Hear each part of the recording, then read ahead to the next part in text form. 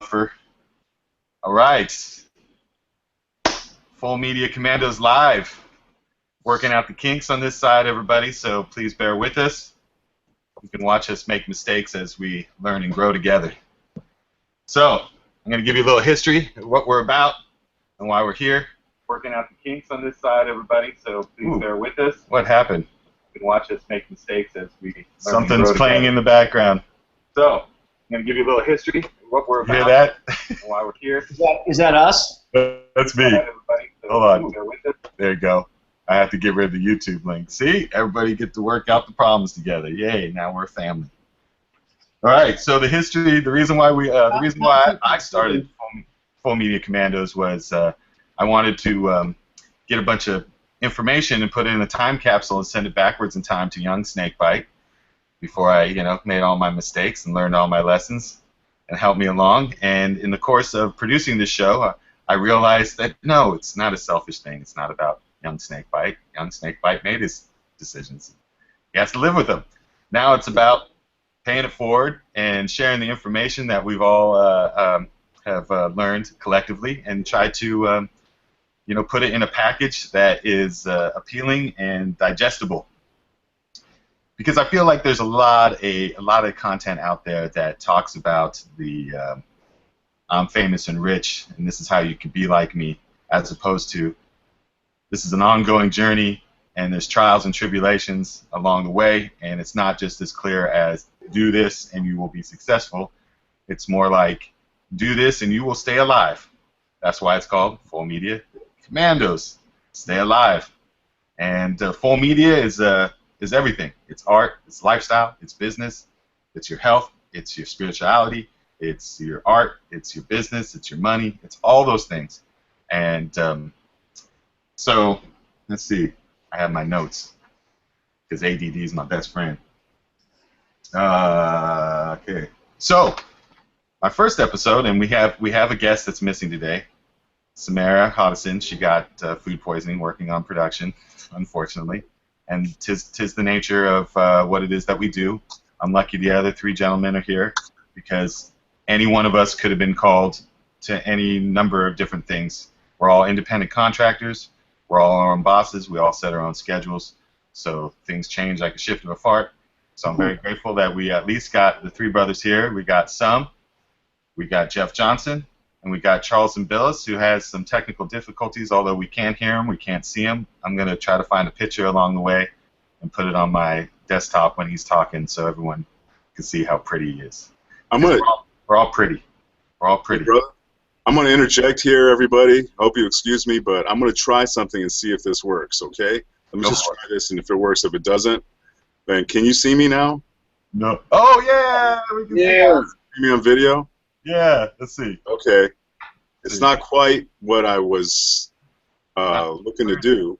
Why is it not coming up? I think you can see, like the whole, can you see, what are you looking at? What can you see right now? Oh, when I click on you, it doesn't come up. Are you seeing anyway, let's go into the introductions. Let's start with wait, let's see. Why aren't you working? I don't know. It's like Ghost in the Machine. It's so weird. I could see you in the preview, but I can't put you on the big screen for everybody to see. Okay. Maybe everybody who's watching is going to look at the small version of you. Okay. So let's start with Sam. You want to break down who you are, brother?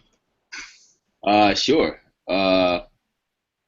I guess the short story is, or the short version of the story is, I'm a songwriter, band leader, musician. I'm a writer that wears many hats, and being a writer kind of opened up a bunch of doors for me professionally, and allowed me to do everything from journalism and copywriting to market research, branding, community management, social media management, and all kind of different stuff. But at the heart of that, everything I've ever done has always had a music core, and at the heart of that, I've always been an artist. So it's always been about finding work that can help feed and grow my my career as an artist. And I'm just recently kind of coming back out of a long-term freelance venture, which was a great learning experience, and I'm kind of back out in the wilderness as an artist and my own boss once again. So going through an interesting transition right now, and mainly focusing on my music and my band, The Milky Way. So that's where I'm at right now. Thanks for having me. Right on, right on. Thanks for having us. Yo. All right, Jeff, break it down, brother. All right. My name is Jeff Johnson. I'm a comic book artist, animation artist. I've been doing comics since the early 90s. Worked on everything from Spider-Man to Batman, Captain America. Even did some penthouse work at some point, just whatever to pay the bills. And then I got into animation, and I've been doing that for the last 10 years, working on shows like Transformers and The Boondocks. So right now I'm also, I was in-house for a long time, but now I'm out in Oregon being a freelancer and dealing with some of the same challenges I think Sam is talking about, where being your own boss it's always an adventure. Indeed it is. Indeed it is. And Charles, I want to try to find an image. I'm trying to find an image on my desktop so I can show who you are. You know, give me a second here. There you go.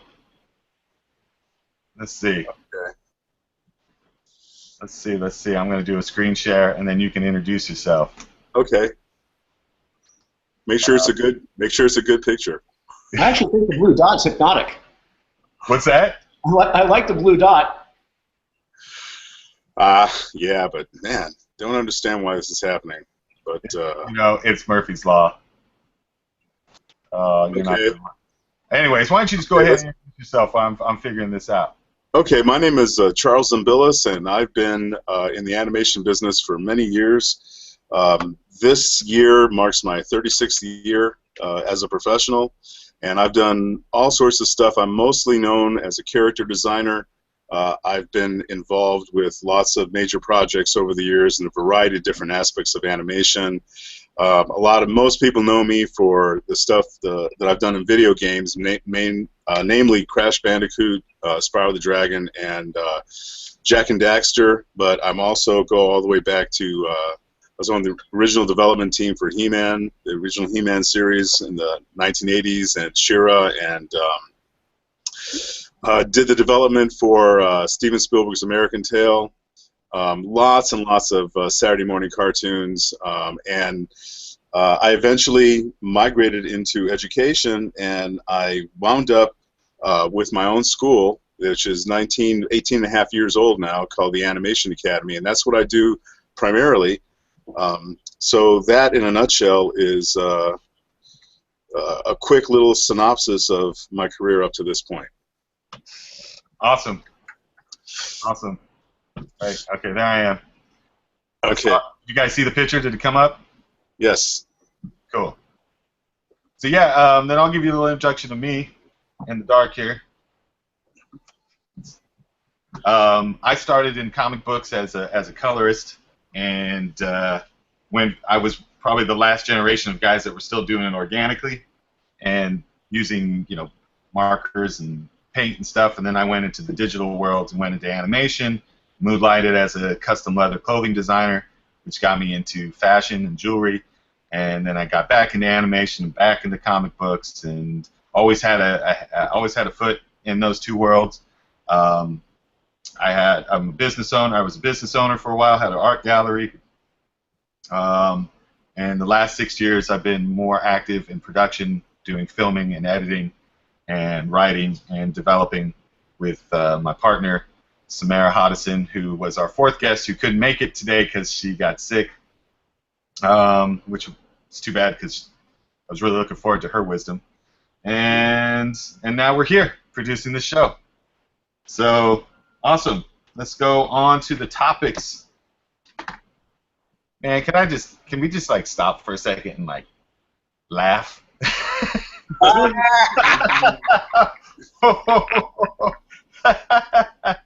right. Isn't it silly that this is what we do for a living? I mean, it does crack me up that I'm in my kitchen talking about being a professional. The irony is not lost on me. Yeah, which is interesting because, you know, we were talking. God, I am so in the dark right now. I don't want this light flashing on me, but it got super dark in here. Go ahead, Jeff. Why don't you talk to us about your kitchen? It's great. I mean, one of the nice things about being an artist is that you can build your own environment, but it doesn't fall into the accepted normal paradigm of being being a business person. So I guess that's changing now. I mean, the world is really different, especially since so much stuff is done online and such a large number of the population actually do work from home.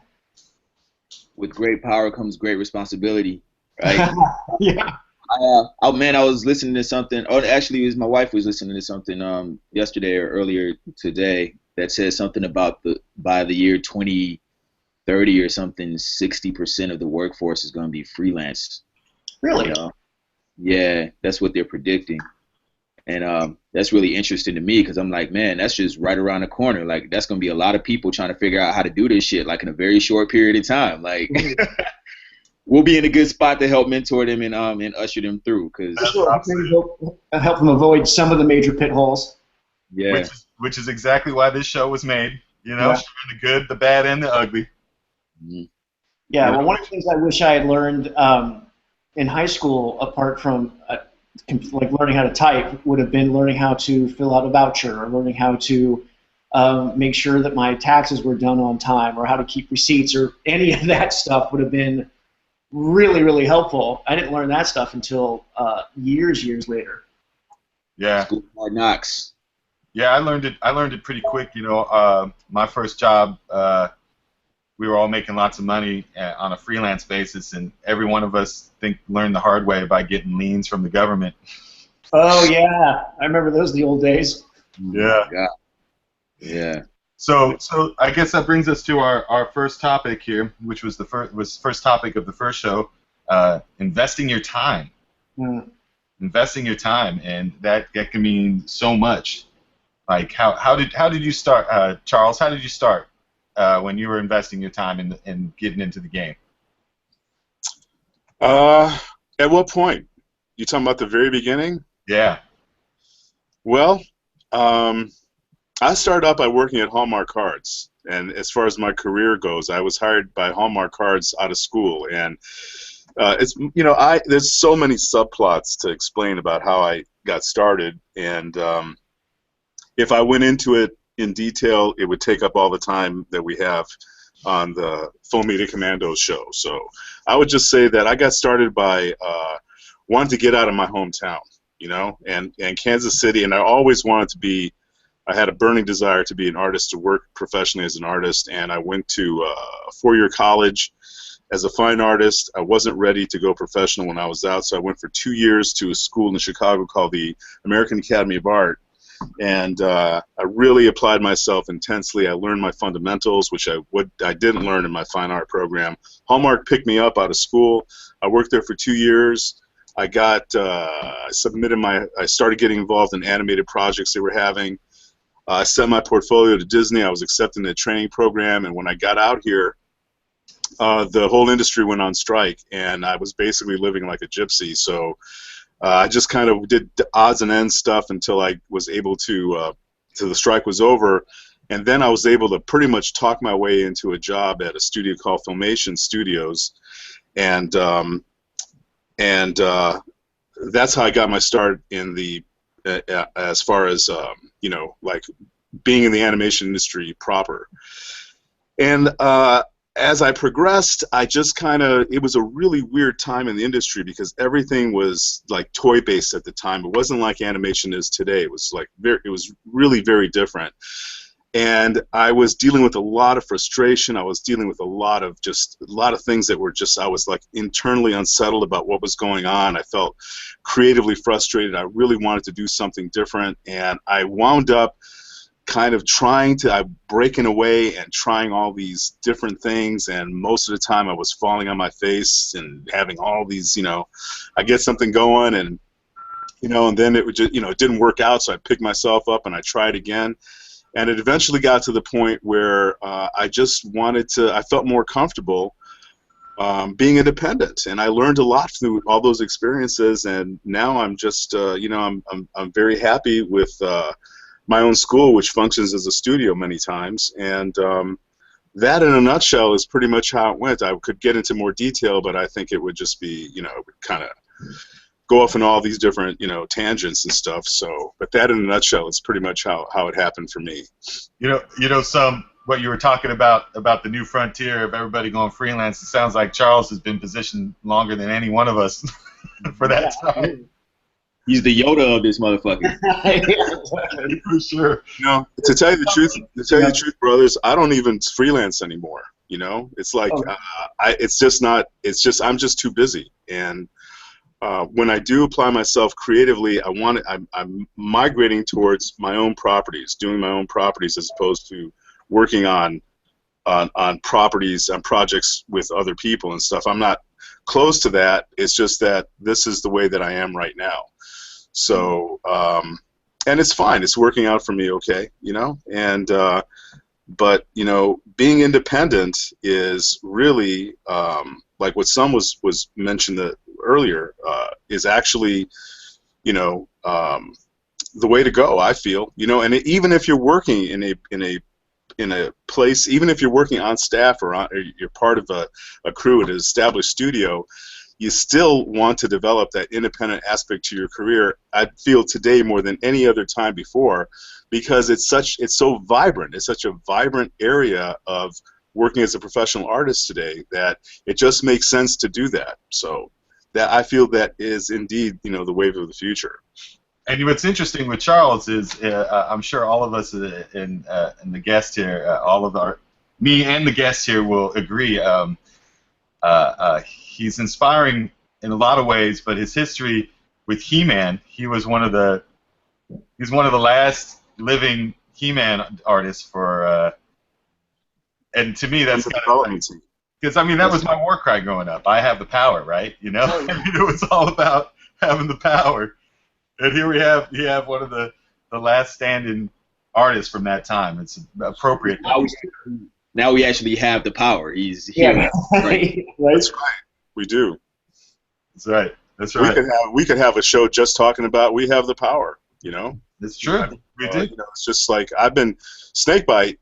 Knows very well where it's one of the things that makes us brothers and kindred spirits, is he knows very well how I feel about that, because I feel that the power in the industry is with us. And I've been saying that for years and years and years. And I've actually been ostracized by the community in different ways, because I feel that we are the commanding force in entertainment, certainly in animation, and in many ways in the entertainment industry. And I really try and tell people, we collectively, individually and collectively, have a lot of influence, a lot more power than we realize. And it's not being taught in the schools. It's not being, they're not making artists aware of just how much, influence we have, especially as a united group. And, so anyway, that's how I feel about it. That's what I see. That's what I share with people. That's what I teach my students. And it's a healthy thing to become aware of it. Just how influential, we are as a community. Just how much, how much power we do indeed wield. So.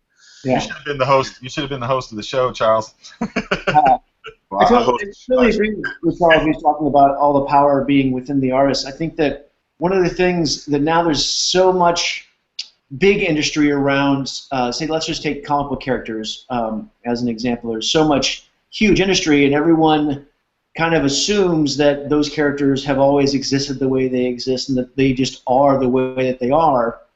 But they come from people actually sitting down and doing it. They come from people putting their hearts and their souls in the paper and putting their individuality into this thing to make something special. And I think a lot of times people who consume the material and enjoy it forget that there's a single artist behind that, or a small group of artists behind it. And it's that individuality that makes it so personally enjoyable for everyone else, oddly enough.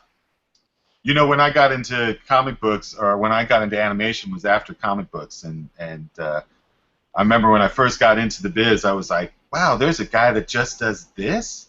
This just does the props, and there's a guy that just does the backgrounds and the vehicles and the color. And you know, my respect for comic book artists like just grew so much because, you know, comic book artists have to do everything. They have to develop the world. They got to develop the characters. They got to develop the cup. You know, the character is drinking out of. It is an all-encompassing, you know, thing. And I feel when I watched, I mean, me and Charles were very active in the animation community, preaching the gospel that he's sharing with us tonight. And we watched the development houses in Disney decline and you know, mass layoffs. And now what we have is Disney owning one of the biggest development houses in the world called Marvel Comics. Right. You know, and stuff we all did for free. That's right. I mean, hey, no bullshit. I mean, page rates are bullshit. And work for hire is bullshit. Yeah. You know, those are 30, 40-year-old mentalities and scales. Like pay scales are old as shit. Yeah. And you know, in my particular experience, you know, I have a kindred spirit with some in the sense, but I grew up around musicians, and no matter what I was doing, I was always rolling with musicians, and I was making content. I was either producing music on the side, you know, casually, but all my friends were doing it seriously, and the same thing applies for them. You know, so much of what they're doing is building. What we do is we build empires, and I say that a lot in my video series. It's like our content builds empires, and we're made to believe that, you know, we're lucky to have what we have. And there's a lot of illusions that are being perpetuated in our communities. But what's great is what some said earlier is like the new frontier is now everybody's going to be an independent contractor, and I for one am kind of excited about that, because even the people that do remain as the employees, I feel like will benefit from a new frontier of people setting new standards in business and compensation and creation and ownership. Right. And ownership, like, you know, the fact that we work for companies that claim ownership to our creations is insane, but we do it because we have to live, and we invest our time in those things because we have to live. Yeah, and there's a certain joy in playing with someone else's toys creatively sometimes. Yeah, for sure. But I think at some point you have to, if you're going to do that, that's fantastic, and I would never criticize. I did it for a long time and still do it and love it. But I think that the responsibility is always going to be to take that leap, and now the way the world is working, that there isn't a safe job anymore. Like, you really have to develop the other skills. You have to develop, as someone was saying, like all the other skill sets to manage yourself and to PR yourself and all that. Which is sometimes, since we would like just to draw and be left alone, but can't. It's just not reality anymore. Go ahead, Sam.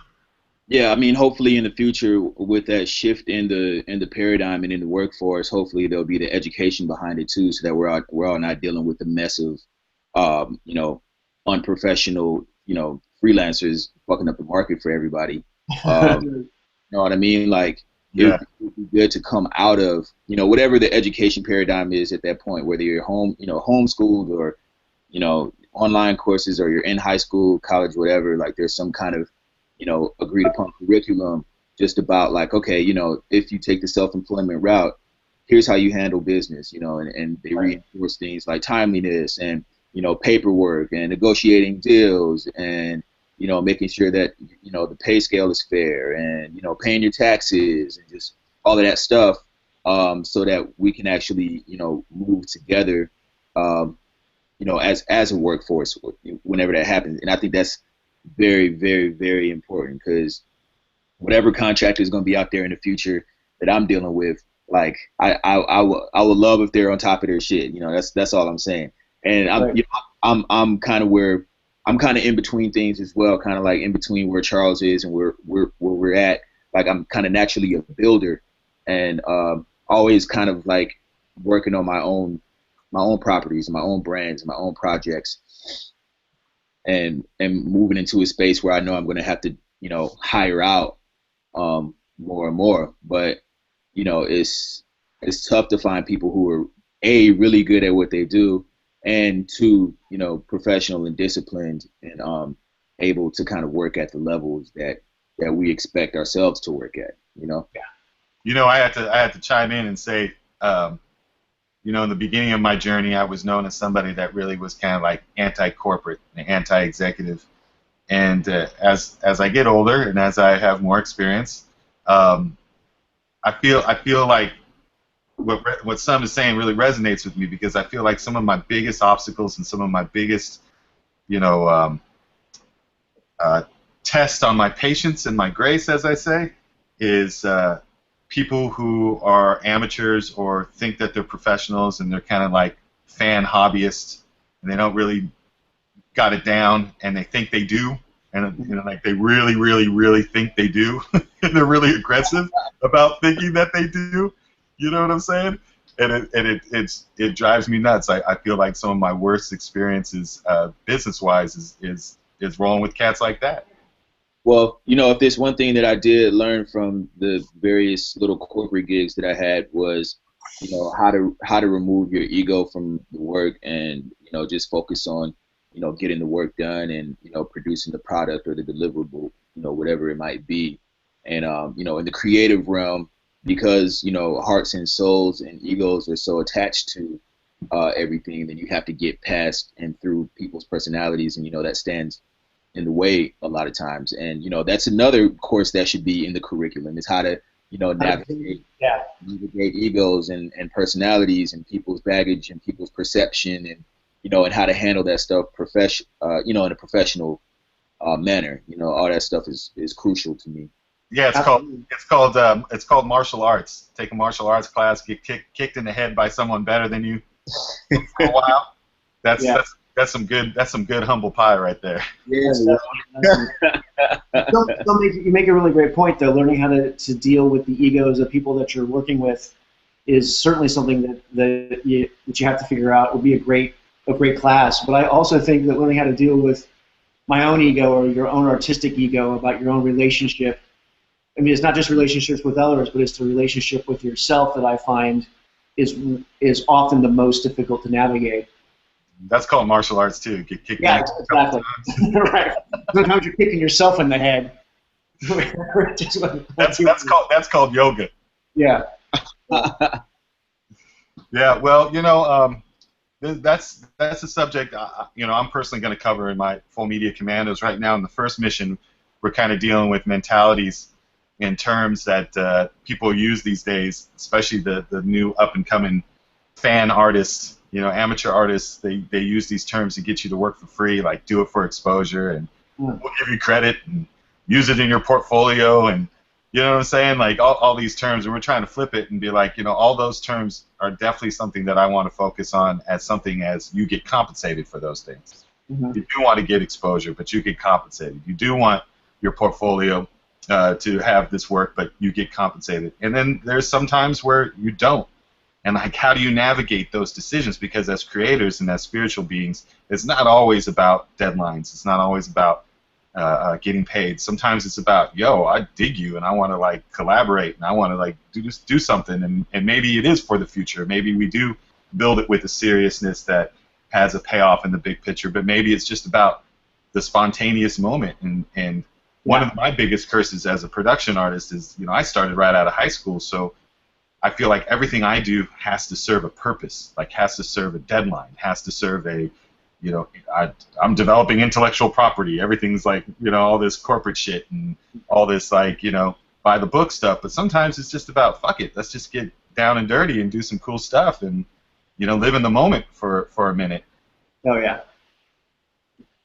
Well, that was one of the reasons that we started Drink and Draw back in the day, is that oddly enough that we needed a structure and a location and a reason to do nothing, to just hang out and let it all and relax and just let the drawing happen. But oddly enough, we had to form a social club or just sort of like an agenda so that we could then not have an agenda. Right. And again, everything we do in this life, because we're in this life, has to have some kind of agenda to live. some kind of agenda to grow. And in future episodes, I want to cover talking about the things that some brought up, and talking about your taxes, talking about negotiations like pay scales and pay schedules, and what your rights are, and which is a lot of stuff that I learned from Charles, at the Animation Academy through Animation Nation. So sensibilities, because I feel like a lot of us at this stage, and some was expressing earlier, his transition between doing the corporate thing to focusing more time, investing more time on the creative stuff, and getting his mentality back into that, because it is two worlds that you're stepping in and out of, and it's not like you can do a full day of business and getting your mind around marketing and all this shit, and then come home and be like, okay, let's create some shit now. It can be a tough. I find that difficult to take care of the business side and then free up the creative side. I mean, there's a bunch of overlap, obviously, but I think it depends on your own skill sets and how good you are at moving back and forth. And I think that some of that's personal, but I think some of that's training too. I'm a very unrealistic person, and I don't like to back down from any challenge. And so I'm the type who is like, as soon as I first started getting into like the 9-to-5 thing, I was like, I'm not going to let that stop me from being an artist. Like, I'm just not. So I'm going to find a way to kind of always be in the creative headspace. And as soon as I get out of this office and I get on the train or I get home or whatever and I grab something to eat, then I am going to switch over. And because of that little bit of delusion, like it was a blessing for me in the sense that it gave me a sort of a work ethic that I now that I now lean on. But the unrealistic part is I didn't realize how much I was being affected by those situations, and how it did affect my productivity on both sides. It was like that being in that mindset also affected my work, for whoever my employer or my clients were, and I, I'm at a point now where I'm like, okay, I can't sell short anyone. I can't short myself, and I can't shortchange a client or a collaborator, knowing that I'm always going to be preoccupied with my own stuff, And so now I have to fully commit so that I don't, I have to fully commit to probably one side of my brain, as opposed to like, having my ego in it and being like, I can do anything. Like, I can do whatever I want. If I set my mind to it, I'm gonna do it. Yeah, I can do it.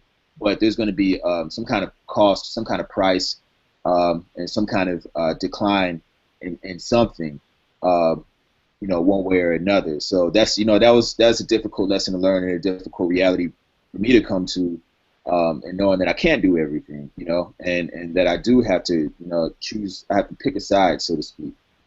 I feel you. I feel like there's even levels of that in the creative aspect, even when you're focused on the creative.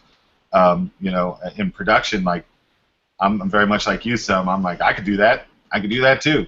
And have a few bad experiences with people or disappointing experiences, and it kind of forces you to like do a lot of stuff you don't want to do, or do a lot of stuff that you shouldn't be doing, really, if you want to reach a goal. It is about delegating, especially when you're building bigger pictures. In animation, you definitely can't do everything yourself. In comic books, there have been people that do everything themselves, and there is a few and far between that can bust them out on a regular schedule, but again, few and far between. Right. And musical projects, of course, there's tons of people that do it individually, but ultimately, once you step into the arena, there are going to be certain aspects. I've worked with some individual musicians who are control freaks about their brand, and to their detriment. It works against them, because they're not as savvy as they like to think in all creative aspects of what they need to do, which leads into a lot of what I do with music videos and stuff. Like a lot of musicians, they may have ideas about what their music video should be, but in my eyes, it's just incorrect. And sometimes when you're working in those fields, you got to let the pros do what they do. And right. I'm developing a couple pitch decks that are animation and live action that I want to be a director on. And as a director, it's all about delegating. It's all about letting other people do what they need to do and getting out of their way. Yeah. I'm curious about because I know you brought up, and just kind of stay on topic a little bit, the exposure thing, and I'm curious because I don't know the art world. Me over here in music, I know that exposure, for a long time was a carrot that many many people dangled. Is that something that y'all encountered? Like, I'm just curious about how how prevalent that is in the art. Yeah, no, that's definitely the lure. Like, oh, we're going to get this project in front of this many eyes, or this director is going to see it, or this studio is looking for this kind of project. And so you invest time and money, or your time mostly, into doing something on the hopes that it might lead to something else. And I think it's sometimes less legitimate, and a lot of times it's someone just wants free work. Yeah. And sometimes people just want to, it happens a lot. There's a great article that comes to mind. I think Charles turned me on to it through Animation Nation many years ago. You still here, Charles? I'm listening. Okay, great. Listening to everybody's the interesting conversation from everybody. Okay, great. Well, you're going to participate too. But it was called The Uninvested Entrepreneur. And basically what the definition of an uninvested entrepreneur is somebody that gets somebody else to do work for free based off, whatever. You go into, the thing about, what I experienced in animation early on was I hung with a guy named Philip J. Felix. I considered him my first mentor. And he turned me on to the whole pitch scene. This is back when pitches were, people were still getting paid for pitches. And sometimes the studio had their own pitch department, and they would pay them to develop that pitch, and then even pay them if they bought the pitch from them. And then, of course, that all changed real quick. But, in the beginning, I took a lot of those Hollywood-type meetings, where you're having lunch with somebody who's a producer, and, yeah, he's got some experience, and he's got credentials and a history, and that's the carrot, right? That's the carrot. You're like, ooh, I'm sitting with the guy that gets shit done, right? And he's like, I want to get shit done with you. And I want you to do some shit for me, but I don't have any money yet. And if you do this, which to him it's just a short conversation over some sandwiches and some coffee that he didn't pay for, probably. You're probably paying for your own sandwich at that meeting. And you go home, you're all excited, you're like, I met this producer and he's got these connections to this studio or that studio, and you invest your time and months will go by because that shit takes time. Especially if you're not getting paid, you're doing something else. And if you feel like that's a worthy investment, it's going to take some time. You're going to come home, or you're going to work on when you're not working on other stuff that's paying. And by the time you get it done and you bring it to him, he would have forgotten the conversation, or he would have moved on to something else because he's not invested. That's the importance about money exchange, is the seriousness that the person means business. And when someone goes, I want you to work for me, and gives money, then he's invested, and then he's willing to take it the next step. But if there's nothing out of pocket for him, there's no sweat off his nuts to do anything, there's no real reason to move forward with it unless it's convenient. Right. That's cool. What's that? The uninvested investor, it's a fascinating phrase. I've never heard that before. I'll have to check that article out. One of the things I think is really interesting about when you meet with someone like that, and if it's an idea that you're excited about and you are willing to go home and do the work and put together a pitch, put the art together, I always find that not only am I visualizing the universe that the art is taking place in, I also visualize a universe for myself where I'm doing that job. Right. And so I become not only emotionally attached to the content of the actual work, but the reality where I would be doing that work. And I think sometimes, so you're doubly, as an artist, you get doubly invested. And I don't think that people who aren't creative understand that you're not only invested in the actual product, but you're invested in the universe that product was made in. So it's interesting to me. So money is the only other language that people understand when it comes to that.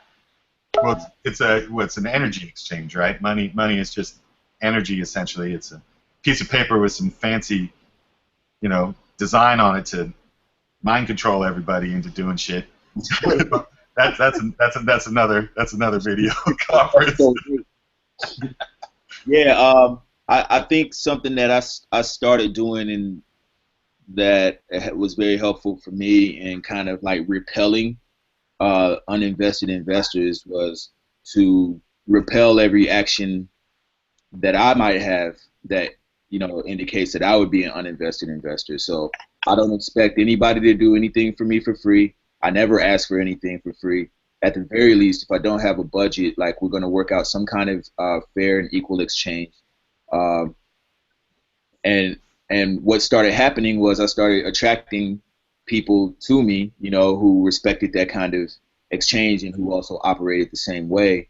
And I started seeing less and less like, hey, can you do this for me and for free, essentially for free. I started getting less of that, and also I stopped taking things for free. Like, well, let me rephrase that.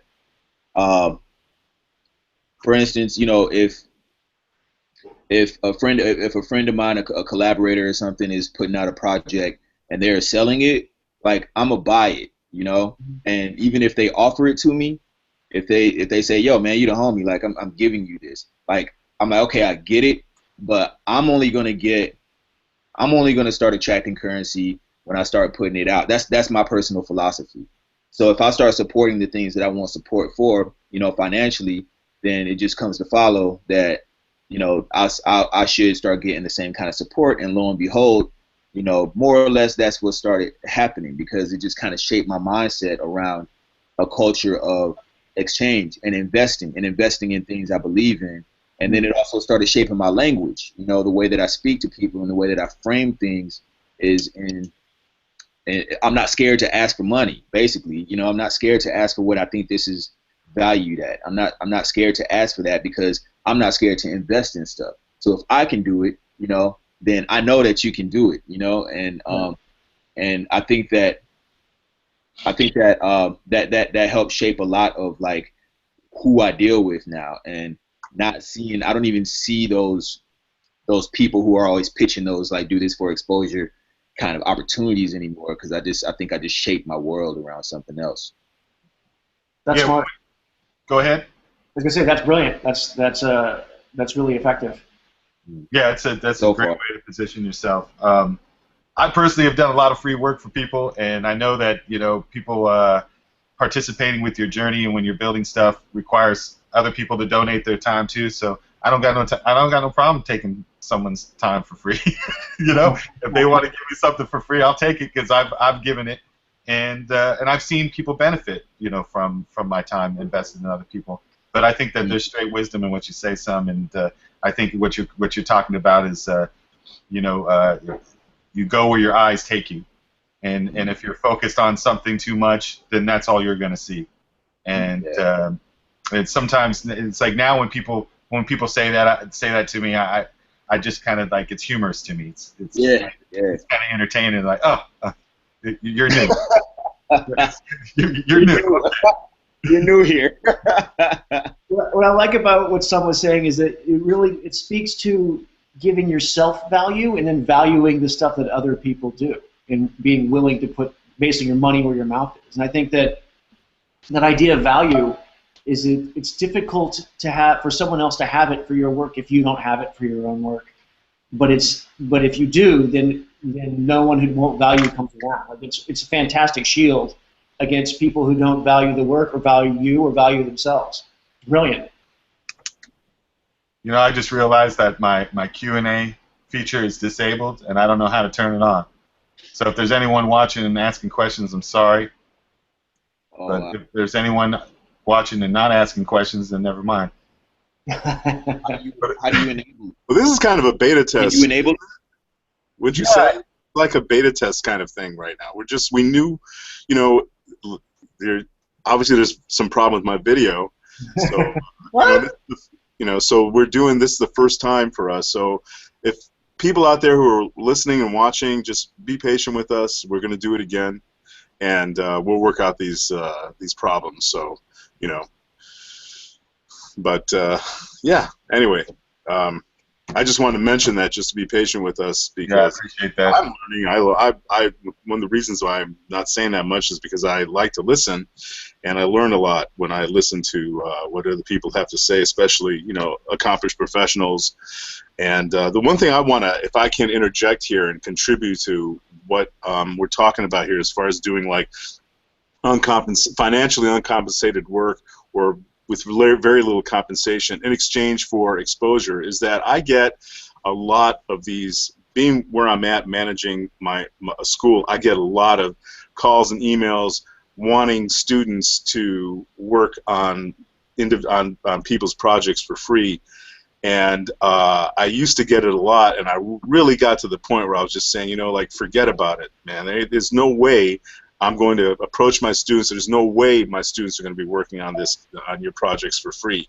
And we've been making, Snakebite, myself, and others, we've been making this point in the community, like, this is not something that you should be doing. This is not something that's necessarily good for you. Not exclusively bad for you, but it's not something that you should be.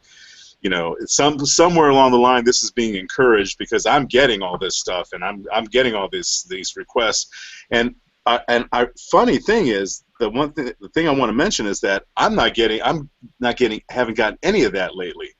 It's like it's almost like this trend. Maybe this trend is happening where the message is getting out, and at least as far as my kind of perspective and angle on it is, I'm not getting this communication from people like I did in the past. And another thing that would get me is when they would, and a lot of times they wanted to see, to go through this process as if you were submitting your portfolio, your reel, your resume, whatever, for a job. And I'm looking at this and saying, you're not paying anybody. You're not paying them, and you want them to go through this process as if you are employing them. It just doesn't make sense. There was like an arrogance to it. Not with everybody. There was like an arrogance to it. Like, you should be humble about this. You should practice a little bit of humility here. You're not in a position to, like, pick and choose. So yeah. It's kind of, but I think that it's getting better. I really do. From my perspective on it, I think that it's getting better. And if anybody's listening to this and you're experiencing this where people are coming to you and wanting you to work for free and all that kind of stuff without any kind of equity, exchange of some sort, I wouldn't do it. If I wasn't, I just wouldn't do it, because talking about exposure, if you got a good social network and you starting to do some great artwork, you could put it up on Tumblr, and you'll get more exposure from your friends and their friends and their friends and so on. So you can get from this multiplication of exposing your artwork through a site like Tumblr than you could from anything that these uncompensated projects could do for you. So that's how I feel like it kind of stemmed from some transitions that we were experiencing as artists in the industry. People were losing their job en masse, and people were getting desperate to create something for themselves. And then you had the transition we were talking about. Some was bringing it up earlier about certain people coming into the game that don't really understand the fundamentals of business. You got a lot of hobbyists that live at home. They got other jobs, so they're more than willing to do these free work, because they got something else that's paying the bills, and they're perceiving it as an opportunity. I feel like even what's worse than the free work is the people that really bring down the scales. I talked to a lot of pros in comics. Since I did a lot of digital coloring, I talked to a lot of digital colorists, and their mentality about page rates, they call $60 page rates, professional rates, and it's really sad. It's even sadder than free work, because at least free work is established as, okay, this is free, and then a $60 page rate, you're like, hey, you were compensated, we paid you, and you're like, yeah, you paid me $60, dude. I was basically working for free. It's like most of that time I gave you was free. Yeah, but we paid you. So the mentality shifts, and all of a sudden, there was bidding wars. There was bidding wars in comic books. Outright bidding wars in the comic coloring world. After the bidding wars happened, now you have gold standard, silver, and bronze level jobs, which is fucking retarded. It's just the most retarded mentality ever. It's like, hey, don't do your best. Give me the bronze shit. Because oh my god. Once again, that goes back to that they're using a different value system for how they see you and the artwork. And so, because for me, every job I do it's the best. I'm trying to do the best job I can do. That's right. Except that I think people who are callous enough to even come up with a concept of a gold standard or silver standard, like they don't understand the idea of everyone is doing the best they can do anyway. Or that they don't think that there's a hierarchy of like this person is worth this much, that person is not worth that much. And I think that's a real negative paradigm to even brush up against, because their criteria for judging you has nothing to do with your criteria for judging yourself. Well, I mean, look what's happening, with Disney and Warner owning all these all the comic books now. It's like they don't have to pay these cats that they used to call development artists, Right. $150 an hour, full benefits, dope ass studio, bungalow setup in their shop anymore. They got some remote artists that will willing to do all the development to their heart's desire for like nothing. Sure. For pay that's old. That was nothing 30 years ago. Why is that? Is that just a basic like outsourcing model? Well, in comic books, I mean, they didn't have to outsource. They bought the studio. Disney bought Marvel, and so with that comes decades-old mentality that was established way before. I'm sorry, what? No. I'm sorry. Go ahead. No, they buy all these artists, but not only do they buy the artists, but they buy the mentality that's been with these artists forever as far as how page rates. I mean, I like to stay on air. I like to be the first cat to say, if it hasn't been spoken on video, that since Disney owns Marvel and since Warner owns Marvel, and what's going on is that they're rebranding their whole shit right now. They're making Wolverine a girl. They're making, they're changing these characters. They're rewriting, what do they call it, rebirthing? So what they're doing is they're redeveloping these characters. And what I would like to challenge is that all these artists who are rebranding and redeveloping, and I'm not naive, I don't think it's going to happen overnight, but these cats should be full-time employees. They should be getting paid salaries, not page rates. They should be getting, benefits from the studio. And of course, I'm not saying that to say that there's no freelance or there's no artists or titles that have freelancers on board. I feel like that's a natural thing that corporations should do to test artists to see, who's reliable and who can make the deadlines and who can do the art right. I think that that's fair. But to establish that everybody is in that corral of, 30-year-old page rates, work for hire, no equity participation, no benefits, no nothing. I feel like that's old dinosaur. But I'm afraid that nobody is willing to fight for that. But at the same time, I feel I have courage because I see the new crowdfunding dynamics that are happening. I see that the big success stories are happening outside of the studios now. You have artists that are making more money, raising their shit. I mean, you have unknown artists who had a YouTube following, transition into Patreon or Kickstarter, and make more per project than they would ever make, ever. Yeah, very true. Top It's studios. very true. Yeah. I'm glad you brought that up. That was one of the things I was hoping that we'd mention today. Something else I'd like to offer is that if you are in a situation where it's a concern, maybe you're just starting out or whatever, and people are approaching you and wanting you to do work for free for little compensation, a really good idea would be get a rate for yourself. Like have something in mind already. Like, this is what I charge. These are what my fees are. So when somebody's coming to you and they're asking you, like, hey, would you be willing to work for free or for this much money, whatever, say, well, this is what I charge. These are my fees, and this is what makes me comfortable. And if you're able to raise the money to do this, to get around this area, then I'll be happy to work with you and help you out.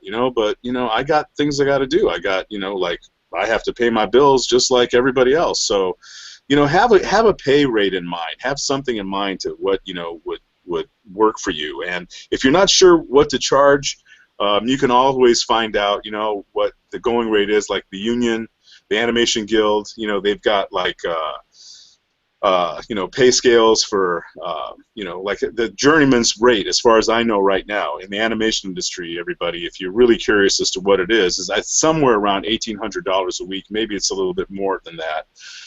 So right there, it's telling you that it's approaching, you know, it's getting around $50 an hour. Yeah. And a lot of people I know are getting paid a lot more than that. And Yeah. and you could also go to the U.S. Department of Labor, what is it, the Bureau of Labor Statistics, and you could see what artists are getting in animation and multimedia, what they're getting in fine art. I haven't checked out music, but you could probably check that out too. It's a complete statistical breakdown of what people are getting paid all through the United States, and you know, like a comprehensively and individually by states and metropolitan areas. So the information is there.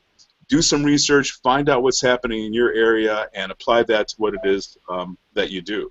So I'd like to add, you were saying, you know, find out your day rate or your rate. I'd like to stress the importance of your time and space. You know, there's in what we do as freelancers too. God, I can't even believe I said freelancers. I don't even like freelancer anymore because I don't like the word free being associated with me. You know, I'm an independent. Or we can come up with something different. I'm an independent contractor. I'm an independent contractor. That's what I am. I establish my own contracts with people, and I set my own standards and my own, you know, and that's it.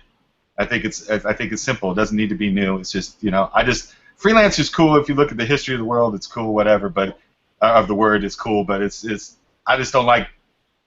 It's a negative connotation, that word free. How about a paid lancer? A paid lancer, right? A rich lancer. Rich, yeah. Money lancer. Unaffordable lancer. How about that? You can't afford me. How about that? Can't afford me, lancer. Yeah, exactly. No. If you have to ask, ask, you can't afford me, lancer. You know. You know, I want to stress the importance of time. I'm actually dealing with something like this. You know, when people schedule your time, even if they don't, and a lot of times they don't do their part to get the work out of you, because you know, when you're working for clients, a lot of times it's about information exchange, sending in work, getting approvals in a timely manner, hitting the milestone, getting the thumbs up to move forward. You know, these are all processes that happen when you schedule something. When people don't utilize that time and that time gets eaten up, that's not your fault. That's not your responsibility. And if they didn't get the work from you in that given time, you know, so you got to go on to something else. You scheduled that time to get that time to pay for you for that chunk, you know. And if you're into this time over here and you're still getting paid for this time only, then some fucked up shit is happening over here, you know. And in the last few years, I've been a real stickler about that. I don't entertain. I'll give a little bit more time, you know, because I'm understanding shit happens and you got to fluctuate. But these days now, if you miss your deadline as a client, I'm moving on to the next thing, and you're getting a new bill from me if you want me to continue. And I'm sorry you didn't get what you thought you were going to get, but you know, I need to take care of me, and I strongly suggest everybody, you know, do the same. It's look after yourself, make sure that you're fed, make sure that your money is coming in, and if clients are fucking that up, then that's on them. You don't have to always carry the weight of every problem that comes your way when you're doing relationships. That's a very recently learned lesson on my side, and you know, learning how to protect yourself and how to stipulate in your contracts, basically. You know, what the expectations are, and manage expectations, and you know, define the scope of work and all of that. But also, if I can add an addendum to what Charles spoke on just a second ago about what both of y'all, all of y'all actually have spoken on about, like defining your rate and figuring out what the value of your time is, and being able to present that. You also have to be ready for them to tell you, we can't afford that, you know, but we can afford this, and knowing what your response is going to be to that. You know, how far are you willing to bend? What kind of compromises you're willing to make, and when you're not going to bend, and how to communicate that so that you don't you know, soil the relationship if it's one that you care about or whatever. You know what I mean? Like knowing how to say let me call you know, back. knowing how to respond to it, because nine times, not 9 times out of 10, but you know, a lot of times they're gonna come back and be like, "Yo, we don't have that kind of budget." You know what I'm saying? What are you gonna do then? You know, so that's that. You know, the fine art of negotiating and being able to converse and express yourself and hold your ground and know what your value is, and know, you know, when sometimes building the relationship might be more important than building the money. I mean, or making the money. You know, that's something that you know, is learned over time. But it sure would be nice if you could like learn how to do that shit in a class somewhere. You know, Exactly. We could actually have some role play. Like, here's a negotiation where you don't like. Okay, then fine. You don't have the upfront cash. Well, then how do I get it back in, or how do I get compensated in some other way, or yeah, that would be an interest. I would take that class now. You know, Charles used to bring in lawyers to the Animation Academy for guest speakers. Oh, brilliant. And I can't stress enough how important Charles's experience at his school was for me. And I was 8 years into my career already. And you know, that's some straight wisdom. And I feel like you know, a lot of times when we bend to people, especially when I was young, I always felt like I was getting taken advantage of if I came down in my price, and I'd be like, no, you know. And believe it or not, when you do that, sometimes, you know, not all the time, the real players, the long-lasting relationships, they'll respect that. They'll not only respect that, they'll come back and go, you know, oh, here's a new job. Thanks last time for bending. This time we got you your top rate. Right. Because we really appreciate what you did last time, and your work really paid off, and we really appreciate you, and we want to show you know, mutual respect. And it does happen, you know, and don't let those times where it didn't happen affect you, where you're closed off to that, because it is all about compromise. It's the name of the game. Yeah. Yes, I want to just jump in here and say that what Sam was talking about is actually very wise as well. So you want to be flexible. You know, you want to have an element of flexibility if being flexible is important to you, you know? Right. You know, it's like, to me, it's like, you know, I already feel like in many ways, like, you know, the rate that I'm offering is already about as flexible as I can get. So, you know, there's not much room for, you know, like, let's say the revenue that I generate comes from, you know, like selling classes, okay? So I already offer my classes at such a reasonable rate that coming down from that doesn't make financial sense for me. It's just like, you know, I'm sorry, but you know, I just, you know, I know what other people, what other groups, institutions, organizations are charging for what it is that I charge, and I know that I'm, you know, considerably lower than what standard pricing might be. But there's a reason why I do that, though, because I look to. There was a time when I was doing this at the very beginning, where I started to study things like, you know, sales techniques and marketing techniques and all this kind of stuff, and I realized that there's two ways to sell, two general ways to sell. You could go for the kill. Like, let's say you're at a car dealership and you're going for the kill, and you want to make that sale, you know, or maybe you're working in a, you know, selling appliances or something, and you go for that, and you know this isn't something that's right for the person, that for your client, for your customer, but you go for it, you push it anyway, you make that sale, and then they become dissatisfied, and they won't come back to you in the future. What the other option is, developing a relationship. So I could look at this and I could say, you know what, this may not be the best option for you. I think that the way for you to go is someplace else, even if it isn't what it is that I'm selling. Yeah. But I want to establish a relationship with you, and I want you to trust me. And I want you to, you know, like, I know that there's a good chance in the future you're going to be coming back to me, and I'm going to be able to develop, you know, my sales will come through these trusting relationships that I establish, as opposed to trying to get all the money from these people right up front. So this is what I learned early on, and that's kind of where I go for. So I look to develop relationships as opposed to just going for the money, and as a result of that, I get students coming back to me long term, not just for 1 or 2 classes, but they'll stay with me in some cases for years. They'll actually grow up with me.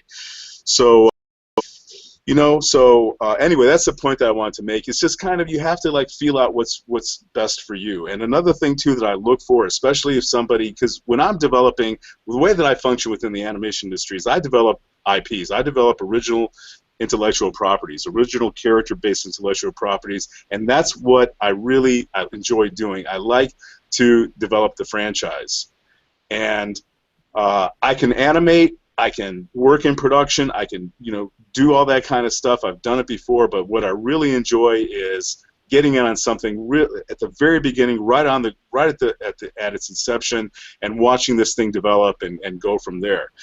But as a result of that, when you're developing intellectual properties, you want to be in a position to where you can get some equity coming back from that. And I don't get that. I mean, the character designer trying to get royalties or points from a video game in the United States is very difficult, if not impossible. I don't know if anybody's doing that today. I was probably the first one to do that. I was probably the first one to kind of break through and position myself put myself in a position where I can get some sort of equity out of that. And even that caused so much. They were so, opposed to that, because nobody wants to give artists, nobody wants to be the first to give the artists those points. Okay, and that's one of the reasons why developing your own intellectual properties is the way to go, because you own everything.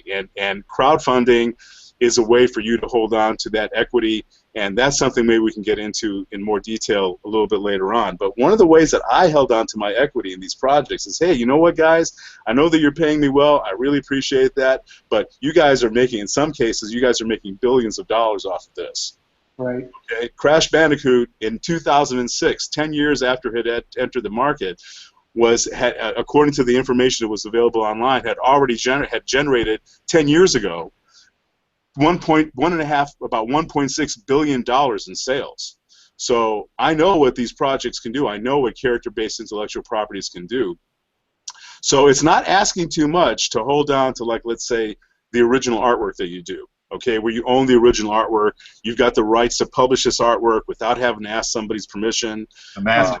All this kind of. So I look for ways to hold on to some of that equity, and it pays off for me a little bit later on. So it's not just a work-for-hire situation. There's some aspect of it that I can enjoy, and that can be beneficial to me a little bit later on down the line, especially if that project comes out and it becomes popular and becomes, very successful. So that's something else that I want to throw out there, that you want to look for that. You want to look for ways of holding on to something, some aspect of it, so it can benefit you a little bit later on.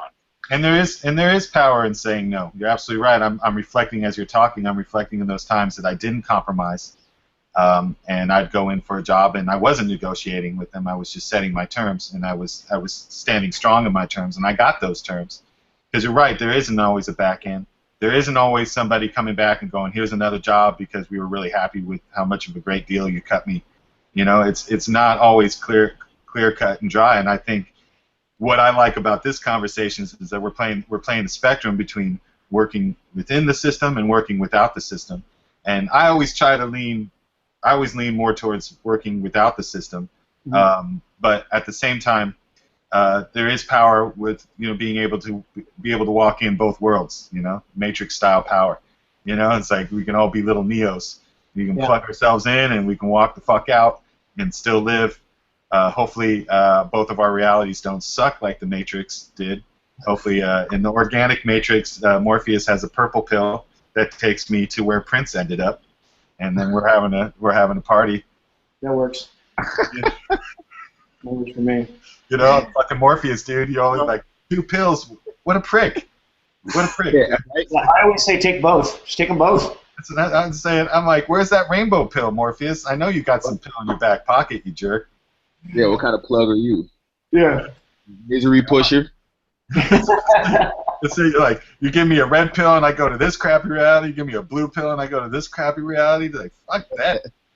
It's like the organic matrix is whatever reality you want to, live in. But that's not true. I'm not a guy that believes we make our reality. I believe we create our reaction to a reality that we live in, and that's what gives you power. Like how you let this reality, control you. I didn't control, Fukushima and forever wars, so I didn't create all that shit. That's not my reality. I'm just living in it.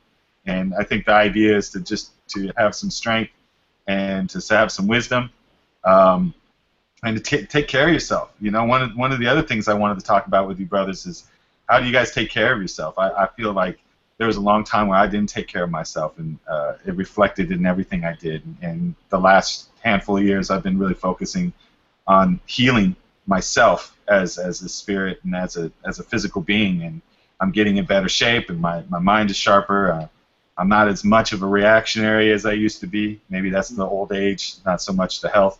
But I feel like, once I stopped eating food out of boxes and highly processed sugars and stuff like that, and made it more about the veggies and the fruits, and I still eat meat. I'm not a vegetarian, but I don't nearly consume it as much as I used to.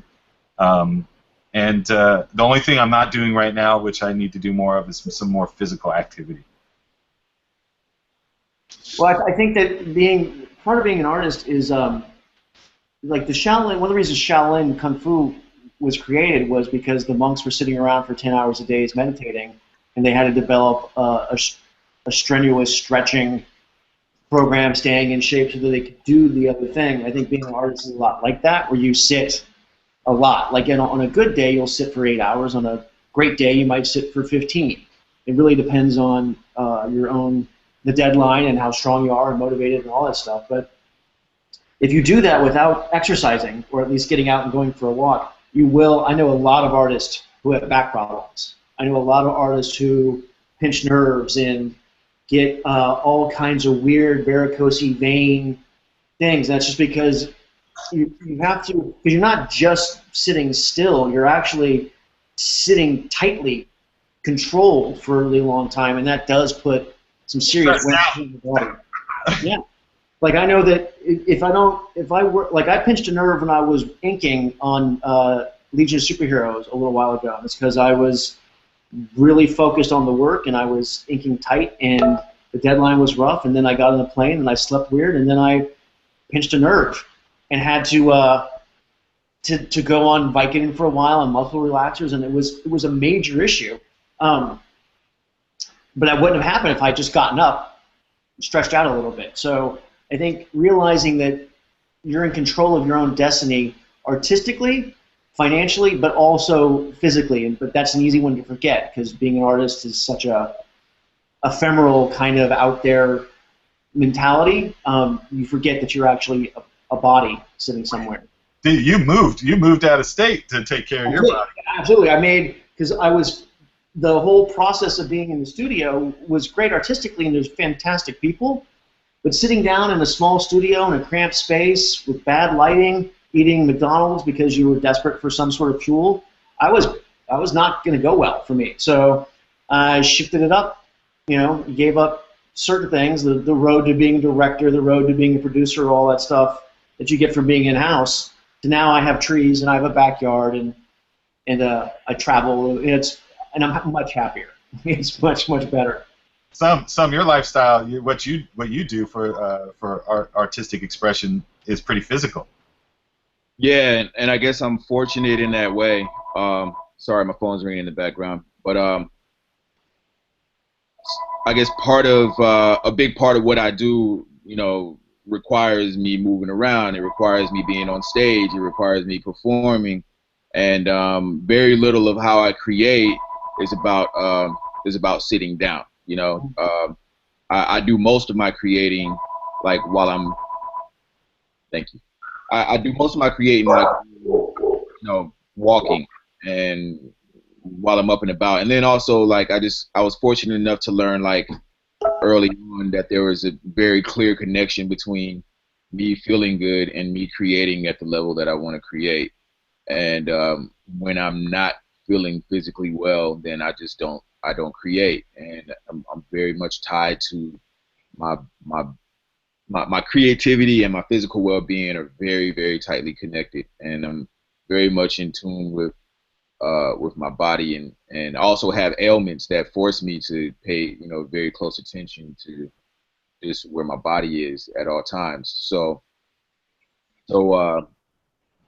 yeah, like I get antsy very quickly. I'm naturally very restless, So those are all been like great boons to, I guess, like health and creativity for me. And then also I'm just scared shitless like by I've seen so many artist friends of mine, and I've heard so many stories, and we know so many of our heroes in music and art who just let their bodies go, and just in a way, I mean, I don't want to say this the wrong way, but in a way, it's almost admirable. Like I think about certain musicians who just gave up everything just to create, like until they literally died. Like they did that shit until the wheels fell off, and they became legendary in their own right and created things that, are iconic and have touched a great deal of people, a great number of people. But that personally for me, that I don't want that. I don't want that kind of legacy. I don't want to be the artist who,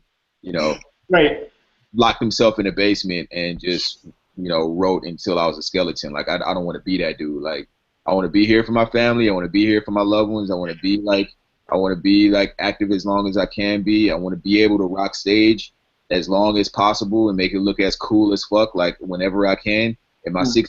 I want to be the performer that when you look at me, like it's like, wow, like he's pulling that shit off, like, and he's fucking 68. Nice. You know what I mean? Like that's my plan. Like I want to be that guy who inspires people that way. So I'm with you. I'm the same way. Yeah. But it's very important. Health and nutrition, very important for artists. Again, part of the course in this curriculum that we're coming up right here, man, is like how to take care of yourself. It's what do you eat when you're on. You were talking earlier about like being on set, and being on the move. Like when you're on tour and when you're on set and when you're in the studio, like you're gonna take whatever's coming your way. If you're doing that over a long period of time, you're eating out of boxes for a long period of time. Like how do you stave that off when you're on the road? How do you stave off? And that's a tough one, man. That's a tough one. I think it comes down to just preparing. Our bodies are amazing filtering systems, and it can fight off a lot of stuff if you support it and if you prepare properly. I read an article on Laird Hamilton, the surfer. Yeah. Like he's super Mr. Healthy guy, but he talks about how he's not like the rest of his vegan brothers and sisters who are on the road, and they can't eat anything if it's not a garden burger or a veggie this or a veggie that. He's like, hey, if I need to, I could bust out a burger, no problem, and just keep it moving. And it's all because the rest of his time he's training his body to do its job. Yes. And if you're not, when you're not working or when you're at home and you're eating like crap, then when you go on the road, which you're taxed already because you're tired, because you're on the road, you're not sleeping in the bed that you're supposed to be sleeping in, you're working twice as hard, you're in motion, you're around a lot of stressful situations, and then you continue to eat crap, then you're asking for it, But if you make sure that your body's strong and healthy, and if you go on the road and eat shit a few days, like then you have some poops and you're done, and you move on, And it's also, I'm also a strong believer in keeping a little drop of poison around, like at all times, and keeping things, drinking tap water every once in a while, and like, keeping a steady stream of whiskey or whatever your advice might be, or taking the occasional pull of, good beers here in Oregon. You know what I mean? Like, so that when you do get put in those adverse situations, then you're not going to send your body into shock. You can't be so precious. That's true. You can't operate outside of the bubble. Like you got to be ready for anything. That's preparation too. Just don't get too ready. Just to be ready all the time. I've been guilty of getting too ready. I probably got too ready last weekend. I'm probably gonna get too ready this weekend. It's Memorial Day weekend. You know what I'm saying? I'm be ready as fuck. Hey man, full Media Commandos, man. It's all about being ready. Yeah, ready as fuck. Ready as fuck. You got to be an artist and comment on life and share your experience of life. You have to be living. Yes. You have to be living a life worth sharing. Yep, that's right. Even the mistakes. Well, those are the things that I think mistakes are the ones that bind us the closest together. Where we all like, oh, here's how I fucked up and survived this thing, or fucked up and turned this thing into a funny story, or a song or something. I think that's the best kind of art. Comedy is the best medicine. Sometimes your failures are the funniest shit. Oh yeah. Mm-hmm. Well, my brothers, I think we ran over time a little bit, and I'd rather leave them wanting more than being sick of us. Sure. I could talk to you guys. I could talk to you guys all day. It would be awesome. I really appreciate your time. And anybody got anything to say before I wrap it up? I just want to say it's an honor to meet Sum and Charles. I've heard a lot about Charles. Sum's first time I met. It's been a great talk. This is a really fun format. This is a fun way to because as a freelancer, you are going to be spending a lot of time by yourself, and this is kind of a nice way to have other fellow compatriots, around nearby. Yeah, I feel like I'm not so far off the mark when I can relate to brothers like on this level. It's like, oh, okay, I'm not fucking up too bad. Right. We're all kind of fucking up together. Yeah, I think it's been great, man. Together too, which is really exciting. We're watching. I've known all you guys. Some is probably the newest guy in my life, and I've even known him for a handful of years now. And to watch everyone's progress is inspiring. Yes, thanks, brother, for doing this. Thank you, Snakebite, for doing this, for initiating it, for organizing it. I'm so stoked that you were a part of it, Charles. I'm sorry that you didn't get the video time. That's all right. We'll figure it out. We'll figure it out. But I just want to say, gentlemen, it's been wonderful. It's been great meeting you, and I've really learned a lot from listening to you. So, hopefully the people that have been watching and listening, they've gained from this. It's been a positive experience. So, yeah, I'm looking forward to the next one. I'll be, looking forward to your future guests, Snakebite. Yep. Right on, and I'd echo that and say thank you, man. Thanks for putting this together, Snakebite. I'm looking forward to the future installments. FYI, I don't know if you had an eye out for it, but there was some questions that came through the Q&A. Oh, really? Yeah, I was getting email notifications of Q&A, so maybe off air, maybe you want to respond to those, or we could even take the conversation to Facebook or something. Maybe you can host a Q&A. What were the questions? Let's see. I don't see them. I got to figure this out. Yeah, well, Charles is right. This is kind of like a whole beta test thing. I'm sorry, everybody. Don't be mad at me. In Gmail, the emails were going to my social tab, so maybe that's where yours are going to. And I got questions about how do you protect your intellectual properties, lawyer or no lawyer. For people who freelance, how do you approach new business? And yeah, it looks like those are the only two questions and a few comments. Well, we could comment on that real quick. I think that's an important question to address, especially with you guys on the horn. How do you protect your intellectual property? I mean, the first and foremost thing is common law copyright protects your creation from the moment it's created. Now, you can fight legally with common law copyright, but you most likely will not be compensated for any damages unless you're registered with the Library of Congress, which is an easy thing. You could do it per project, or you can do bulk. You could do the collective works of your name, and just for like a flat fee, and just keep updating that. That's one way. I like to do it per project because it's easier to monitor and to protect, and for people to search out. You can protect. You get a VA form, which is a visual arts form. I forget what the written art, the writing form is. Is it PA? I can't remember. And then there's an audio form as well. And then you can patent material, but that's more like inventions and stuff that are functioning, or chemistry based and things like that. I'm not sure. I'm sorry. Trademark. Trademark. That's true. Trademark too. You want to do trademark? Yeah. Trademark is expensive. Yes. Because that's something you have to do through a specialized attorney. Yeah, I just wanted to throw that out there, brother. Trademark is usually for things like logo and branding. Funny thing is, in fashion, there is no copyright in the fashion industry. I learned that. It's a very interesting dynamic. You can trademark, like big companies have been trademarking textiles, but for the most part, you can't copyright shit in fashion. It's all about getting your stuff out there the quickest and the most efficient, being the first one out there claiming to kill.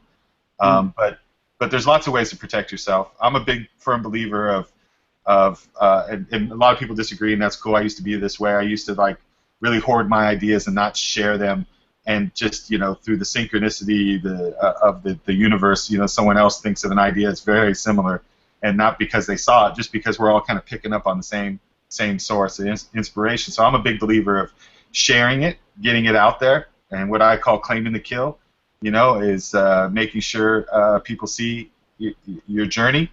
I think that's a great way to protect you because you're already out there. You're out there in the consciousness. You've established yourself.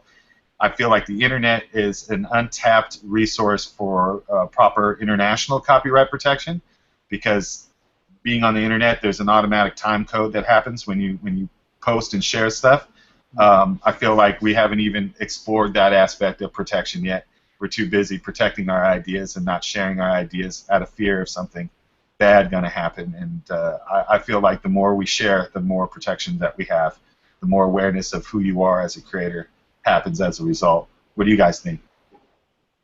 Well, I'll just jump in here because I'm with you on that. I think that I went through that whole thing too about being just having some apprehension about getting something out there to let people see it, especially if it's like something proprietary. I feel that if it's a proprietary project, it's something you really it's very special to you. Get it to the point where you feel comfortable about it, and then get it out, and let's see, and start, it's not going to do you any good if you're hiding it, so eventually you have to get it out, so show it. The other thing is that one of the things I do is if I get a name for a character or a name for a project or something like that, I'll go to like a domain registration service like domain name registration service like GoDaddy. So I'll go to GoDaddy.com. I just did it this afternoon. I came up, one of my students is developing a project, and I thought of a name for it, and I just said, I wonder if this is available. So I go and I see if the .com is available. If the .com is available, I'll get it. So like .com is a great way to protect ideas and names. Absolutely. And so that .com was available. So I'm going to tell her, this is an idea that I have. The .com is available.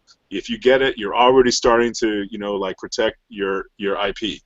So and also the issue you made about common law copyright, that's powerful. All you have to really, the copyright laws are so strong that you don't even have to put. I found out that you don't even have to put a copyright notice on your art, let's say, or your visual stuff, in order for you to be protected by copyrights. I would not advise you doing that. I would advise you that you put a copyright notice on that. But I think that once you start publishing it, once you start making it, getting it out there, letting people see it and stuff, I think you're a lot better off showing your work than not showing it, and not letting issues of like being apprehensive about people picking up on it or taking your ideas or whatever. I mean, I would rather, go to. I see people who become, let's say, Angry Birds, for example, was something like the creators of Angry Birds were apprehensive about getting it out there or something, and and somebody came out with something similar to it maybe a year later. You're better off publishing your work than not publishing it. That's the way that I feel about it. And copyright laws are strong enough to where you're going to be protected. So even if you don't register it federally, you've got plenty of protection. So anyway. Right. That's my contribution to it. So I agree. What do you guys think? I think that covers it. That's all the information I might have had. You guys covered everything. Yeah. Music is just a shit show, man. Like I don't even know where to begin. You guys over there are a much more organized world than we are. The world of copywriting and copyright infringement is very it's very great, but there definitely are, steps and measures that you can take to protect your work. But I'm of the same school of thought that, get it out. Like, for instance, and real quick story, that, Beyonce just dropped that Lemonade project, and, it made waves. But, there are a few artists out there who have a bone to pick with it because they feel like she pilfered from their ideas in different ways. And her camp can't really argue because these people already put that work out. So, in a sense, like, the internet is like, just putting things out in a lot of ways is a way to protect yourself. As oxymoronic as that sounds, it's the truth, and I just saw that in action, recently. But yeah, from the music side, I don't have very much to offer on that particular subject. But I do want to compliment our beards. I feel like we have a fine collection of beards here in this group. I was going to say, we're like beard brothers. Yeah. Jake clearly has the most expressive one. We're killing the beard game, and I'm glad to be part of this collection of facial hair. Yeah. Here, here. Yes. All right, guys. Keep it growing. One more thing. This is something easy to remember. Copyright is the right to copy. Okay? Your trademark is the mark of your trade. If you can keep that in mind, that will help you to understand the distinction between the two. So trademark would apply towards branding something like your company logo, let's say, or a T-shirt that you might be coming out with, apparel, that kind of thing, toys, physical objects that you'd be creating. Copyright has to do with the right to copy what it is that you created, as far as your writing is concerned, your artwork is concerned, your music is concerned. Okay, so that'll kind of help you to understand what the distinction is between the two. Right. And in that regard, there's a lot of pilfering in the visual arts too. I mean, you go to Comic-Con, you can see all the artists that are banking on other people's ideas. Yeah. And selling stuff that doesn't belong to them. It happens everywhere. And what I say to that is just keep releasing your shit and keep showing that you exist. The more a mystery you are, the less likely you'll be seen and have that credibility. If you guys need to go, I know we went over a little bit, and I'm sure all your time is valuable. If you guys need to go, you can sign off, and I'll just kind of finish up here. There's some other questions. I just feel like we're going to spend another half hour answering them, and I don't want to drag it on. That's cool. I got a few more minutes. I'm good to go for a little bit. All right, okay. I'm gonna roll out. I gotta get some stuff done before the end of the day. All right, Jeff. Thank you so much for your time, brother. That was great meeting you guys. Great hanging out, Snakebite. Let me know when the next one is, and I'll definitely watch it. Anytime, brother. Right, anytime. All right. Take it easy, guys. All right, take care, man. Nice meeting you. You too. So there was another question too. I mean, if you want to, Charles, how you doing, brother? I'm okay. It's a light day. I cleared out my afternoon for this, so we're okay. I don't want to go too long though. I like to leave them wanting more. Okay. If there's questions though, we can. You don't want to. If there's questions we can answer, might as well. Address it while we can. And are there people here? I can't see who's on. I can't tell as far as like asking questions. I thought I activated the Q&A before we started, but apparently I didn't. But I mean, just even in the Hangout with us, like there's no way for me to see who's actually in the Hangout with us besides our guests. Okay. I see. Well, the only way that anyone's in the Hangout is through the guests, and then everybody else is just a viewer that is able to ask questions, but they're not. We can't include them in the video. But you have an idea of viewers, because I don't even know if anybody's watching right now or anything. Oh yeah, we got 10 viewers in the bottom right. Okay. All right. Cool. We do have. Okay, because I had no idea. I'm like, are we? That's all right. What's up, everybody? Was there another question? There was one. For those who still freelance, how do you approach prospective partners or people, businesses that you want to work with? That's the one I threw out earlier. I think we addressed that. Oh, we addressed that already. Yeah. Okay. Yeah. Then that's basically it. Oh, you know what? No, I'm sorry. That? No, we did. Yeah, we didn't talk about that. I'm sorry. That both of those questions came from Nzinga, my wife. Sweet. You want to talk about that a little bit about partnerships and that kind of thing? Let's do that. Loaded one. Huh? I feel like that's a loaded one. Partnerships is like, woo. Well, I'm going to say something real quick about that. I avoid them. Yeah. I really do. And that comes from lots of experience with it. If I can, I'll try to avoid it. I would rather develop maybe like a business relationship with somebody or individuals or groups or companies, whatever, where I've got my thing, they've got their thing, and we set up and there's a setup where we can interact with each other. But like getting married to each other, that kind of thing is not something that appeals to me. I'm not interested in that. It's too complex.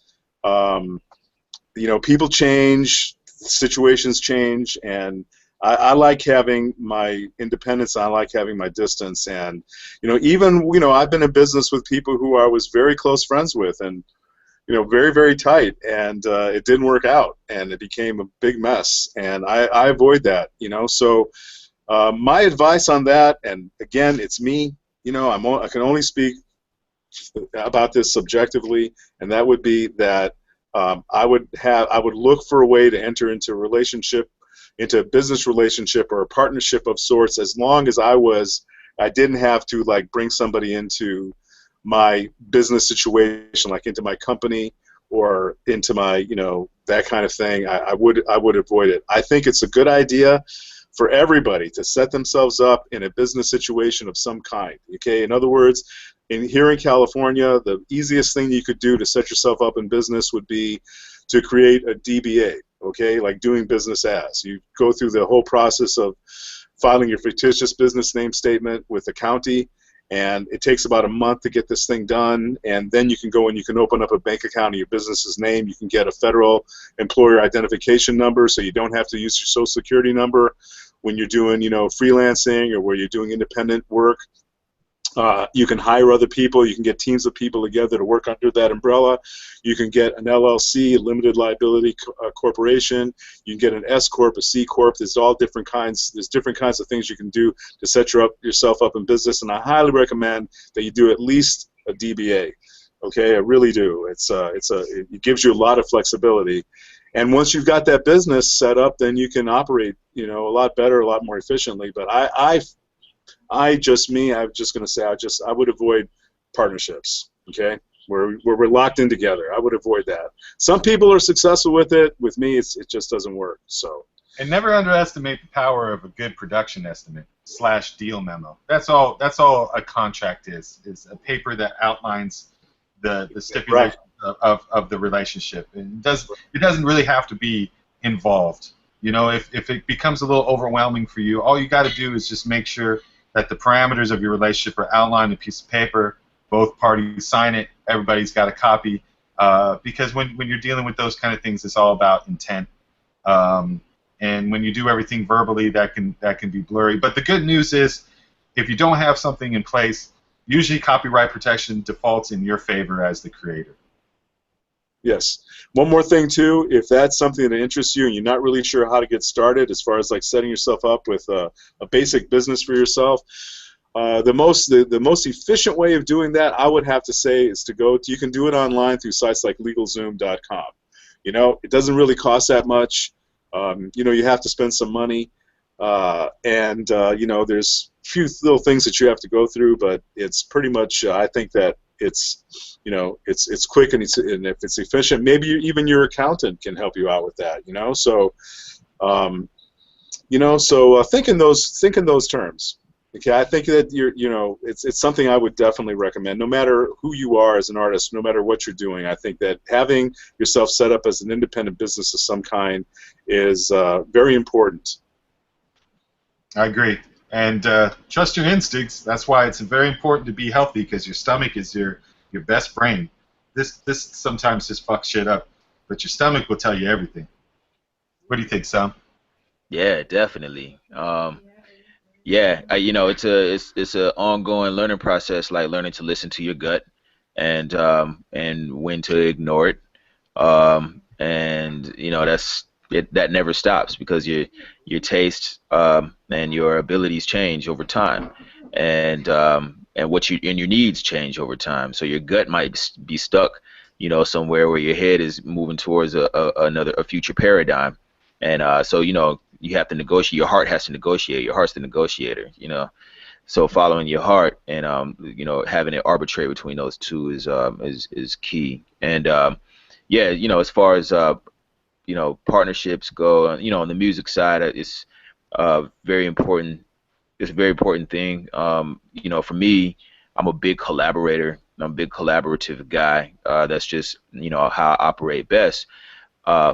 Or one of my optimal forms of creativity is working, within a collaborative partnership setting. But what's very important also is that I have a safe space where I can operate as an individual, and I can, I always have a project or projects going on that are strictly mine, and that nobody has any feedback or opinions or ideas or anything, to say about it, but me. And that's important because it helps protect your sanctity and your sanity, and and your confidence as well. If you are a big collaborator, like I am, you just make sure you have a safe space. Yeah, I can That's take good that. advice. That's really good advice. Great And advice. I want to just jump in and say also, in addition to your gut and into your heart, use your head. Use your head. And I mean, there's these instincts that we were, that we've been given as humans that are there for, like self-preservation and, your heart and your gut instinct, and also using your head. So if you can put those three together, and kind of like balance them out, then you should be doing okay. You should wind up being okay. You're going to make mistakes. You just starts life. You're going to make mistakes, but that's how you learn. And once you've experienced things, especially in the context of partnerships and collaborating and stuff like that, you'll sometimes things will work out, sometimes they won't. And the more you engage in these situations, the more you'll learn. And you'll learn to avoid things in the future that won't be in your best interest or that will be detrimental to you. And you'll learn to see things that will be positive, positive things for you to engage yourself in. So, Yeah. Yeah, so anyway, that's my 2 cents on it. Word up. That's some good sense. I'll put that in my pocket and spend it. All right. Yeah, let's finish this up. I think I'm just going to do my outro here. Plug everybody again one more time. Jeff Johnson, Charles and Billis. You can find all of us on Instagram. I'm not on Instagram. Oh, you can't find Charles on Instagram, but you can find him on Facebook. You can find him at www.theanimationacademy.com. What's your website, Sam? Sumkilla.com. SUMKILLA. Sumkilla.com. That's my almost social handles too. Facebook, Instagram, Twitter. It's all Sumkilla.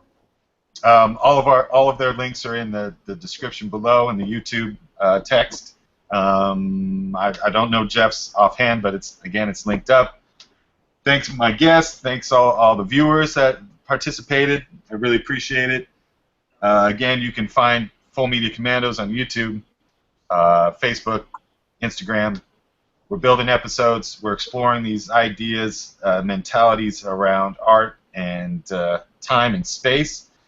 Future episodes, we're going to get into talking about pay scales, schedules, negotiations, more of the stuff that we talked about at the end of this episode. Conversation ain't over, brothers and sisters. Hopefully this will help you keep it moving and keep surviving. And again, one more time, I'd like to thank my guests. You guys rock. And until next time, stay tuned, Commandos. Right on. Thank you, bro. Thank you.